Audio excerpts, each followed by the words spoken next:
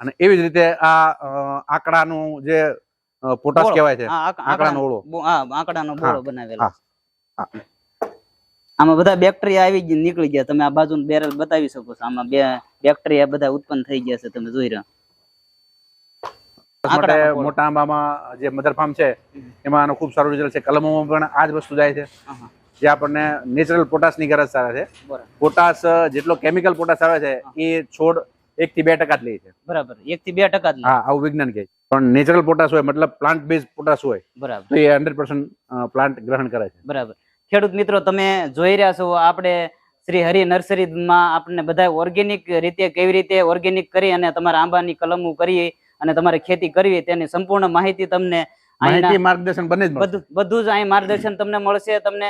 અને અહીંની બધા જ કોઈ પણ કલમો તમારે જોઈએ તો પણ મળી જશે, બધી જ વેરાયટીની. પછી રોપવા માટેનો સ્ટાફ પણ છે અમારી પાસે 100 માણસોનો. બરાબર.